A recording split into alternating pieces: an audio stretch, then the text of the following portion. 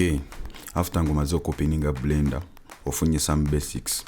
ku ngeri gy'osobola okukola ki okurotatinga ng'okozesa akapeesa kaako omunda okuscroll ku mouse yo kwennyini gatako n'okusitula siniyo n'onyiga akapeesa kaako omunda ku scroll then oteekako shift oba osobola ositula ki oba osobola ositula siniyo okitegeera. So okuzuumiga nakugambye oscrollinga bwoti kapeesa kaako kennyini akali ku mouse yo osobola okubanga okola ki oscrollinga. So tugenda gezaako creatinga plate mu eno episode esookera ddala tugenda kujja tu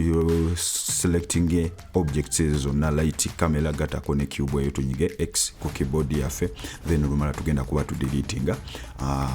ebintu ebyo bitagenda kwetaga right now. So tugenda okukola tugenda gezaako creatinga esowani. So otubanga twandyagadde creatinga esowani tugenda kwetaga ki sowani eno mu add tulina kye tuyita mesh. Bwe tugenda mu mesh muno nakugambye mwe mubeera ki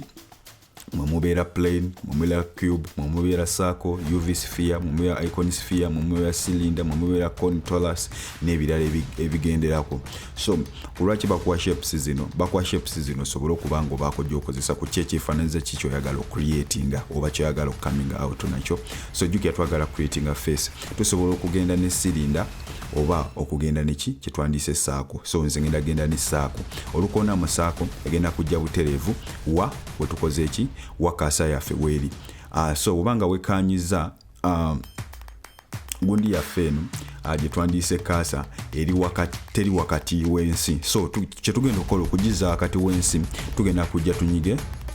shift S okitegeera tugenda kujja ne keyboard yaffe tunyige shift S. Olunyiga shift S tugenda kujja tu selecting cursor to the world okitegeera onyiga cursor to the world egenda kuba ekola ki egenda kuba egira cursor to the world ndozo giraba cursor ekoze ki ezeeyo ku wali eri wakati okitegeera wakati kati wa gundi eno bagita world. So kye tugenda okukola jukira tulina kino ekiri selected. So tugenda kuddamu ya tunyiga shift S. Olunyiga shift S tugenda gamba selected to cursor wano waggulu selected to cursor era olunyigamu we bati gundi yaffe egenda kudda saako yaffe egenda kudda wakati kati weki wensi ewali cursor wakati ekiddako tugenda gezaako coming out ne shape eno. So kitugenda sookera ddala kwe kugezaako kubanga tu scalinga mu scalinga tugezaako kola kyo kubanga tufuna obugazi owa sowani yaffe oba sowani yaffe. So kitugenda okukola after nga tumaze scalinga S to scale tugenda kujja neno okitegeera otujja neno tugenda kujja mu kye tuyita edit mode. Olukoona mu edit mode tugenda kufuna obuntu buno obwefaananirizaako nga bu dot one zino ze tuyita edges ezo nazisomesaako ku video zange eziyise ku YouTube. So olumala tuyina ze tuyita edges zino tuzita vertex zino tuzita edges okitegeera zino ze tuyita vertex zino tuzita vertex. Olumala we tujja tugenda funa kye tuyita edges ndozo lawa ekikyukagana wano tuyinawo faces okitegeera engejje kutaliko face that's why deselectinze oba eganyo kwa highlighting alansonga tetuyinako any face here. So kye tugenda okukola tugenda kujja tujje twoddemu highlighting okitegeera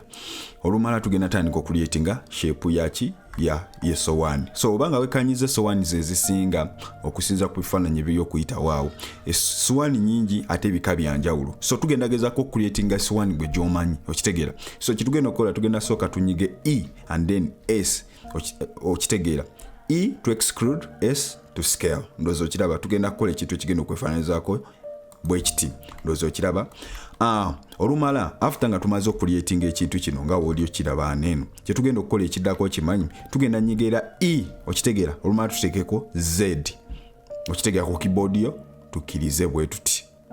ndozo okiraba otandise okukola ki ocreatinga esowani. Tugenda kujja wano eno tunyigera S to scale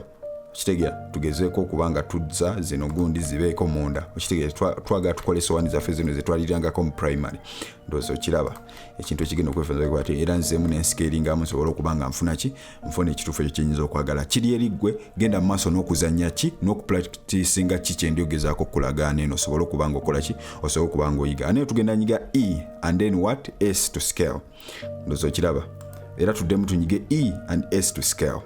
E S to scale exclude and scaling exclude and scaling exclude and scaling. Then after waneno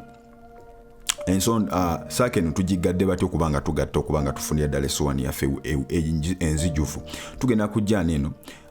tugenda nyiga M ku keyboard yaffe okitegeera M to merge M kati tugenda merginga oba tugenda merginga by collapse tugenda collapsinga wetu collapsinga ezo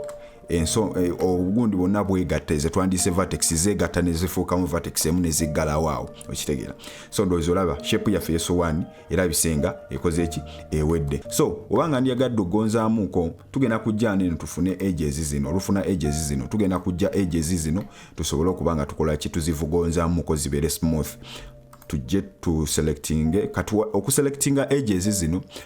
ogenda kujja onyige alt okone ku eyo edge ogenda kuba ogiselectinze naye otanyiga alt ng'oyagala kukozesa bino ebya shift ogenda kusulawo okitegeera naye ojja buzi n'onyiga alt no selectinga edge eyo yonna then tugenda kola ekintu kyekimu tugenda kujja ne tunyige shift kati wane tulina olemezako shift jukya tulina eno already selected tugenda kulemezako tunyige shift then olumala era tunyige alt then tukilikinge kwene endala kulwaki tuongezaako shift lwansonga tukwatirieko n'eri gye tukoze eki gye twa selectinze oluvanyuma olumala tugenda nyiga control B olunyiga control B tugenda kukola kye tuyita beveling ndozo kiraba kati kuwelu yao njagala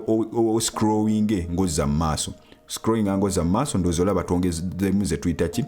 edge loops endala then olumala osikemu nga otambuza mouse yo sikemu mpola mpola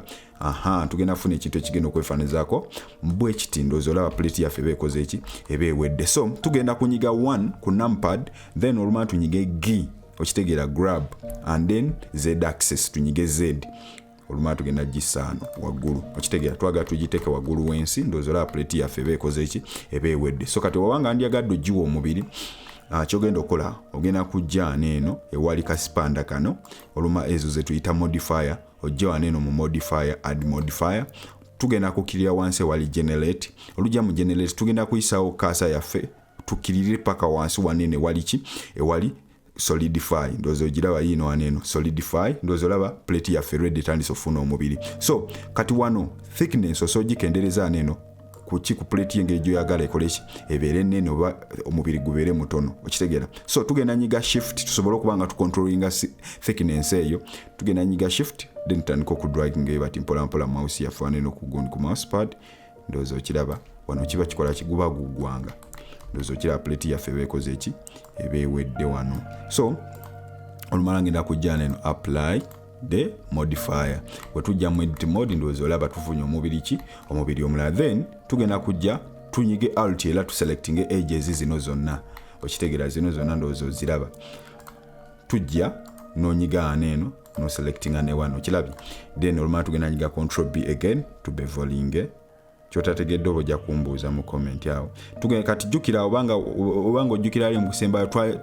twa scrollings nitwongeramu ki edge loops endala so kye tugenda okukola nene tugenda kunyiga tuzeeko emabega we tuzaako emabega scrolling angoze emabega oba ogenda kujjamu edge loops ziri ze twadaddemu mu kusooka nga tubevolinga zino edges eza wansi ku sowani okitegeera so twagala nene tuteekemu just zino ebbiri zokka